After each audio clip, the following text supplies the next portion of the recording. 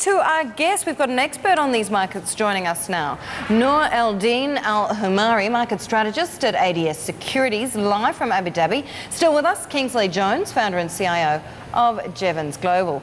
Nour, great to have you with us today. Thank you so much for joining us. Really interested in these markets. We don't talk about them a lot, as I mentioned. 108% for Dubai last year, another 24% or so far this year. How much further can this market rally?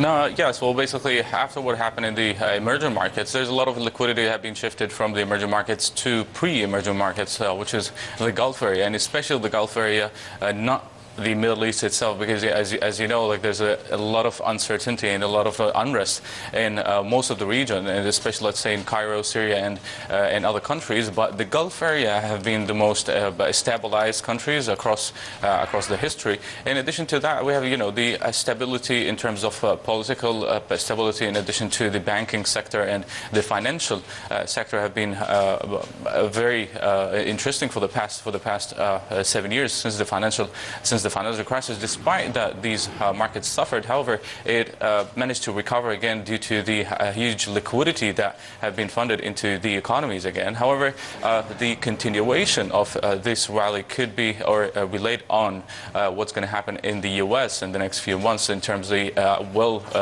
the Fed continue with its tapering, or we might see any pausing or maybe even raising the QE again. We've seen, to a certain point anyway, these markets have been sheltered somewhat by what's going on in the US. When you compare the reaction in these markets to what we've seen in some of the emerging markets, now we know, of course, there's this MSCI change, UAE and Qatar both being brought to emerging market status. That's taking place in May. Many of the analysts are saying, that's already factored into the markets, but that's still got to bring some more foreign investors into the region, right? Definitely, that's the point. Basically, not only the political, it's a combination between political and financial stability, and it might continue to, especially after what we have seen from the government, and a lot of infrastructure funds will be implemented in the next few months, and even into 2014, 2015. Also, don't forget that Dubai right now will be hosting the 2020 Expo.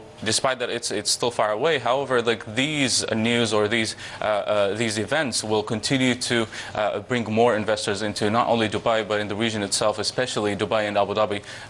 This is more likely, but again, the concern will continue to be the US for the time being, as we don't believe that the Federal Reserve will continue with the tapering process right now, especially after what we have seen since the beginning of the year from negative figures. However, there's a lot of analysts saying that the weather had a big effect on the market, on the figures, but the jobs report at least showed that the weather had no effect on the jobs number. However, we will still continue to watch the February numbers, which will be more important for that.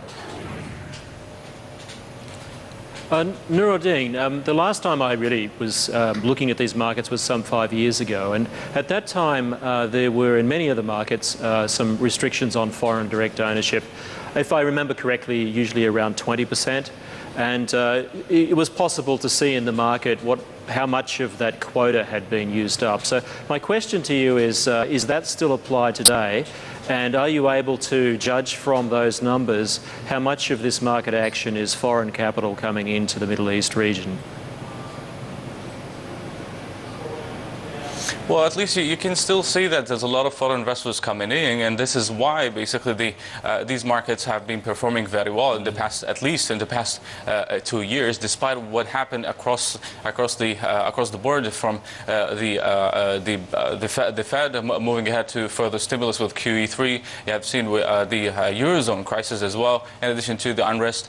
However, despite of all these things, the region, or at least Dubai and Abu Dhabi and the Gulf area especially, it continued to grow. And you can still get the numbers that there's a lot of foreign investors coming in, especially with the stabilization that's happening, especially also the political is more important than anything right now in the region. After what's happening, at least right now in Asia, and all the talks about what's going to happen to China in terms of the credit crunch that might happen. Also, the Eurozone, in addition to the U.S., there's no other region that can be stabilized more than the Gulf area, and this is what we have seen lately. Despite the turmoil that happened in the past few weeks, it got affected by the Gulf region. However, the effect was only limited for a few days before the liquidity came in again from the emerging markets to the Gulf area, which also supported the market again.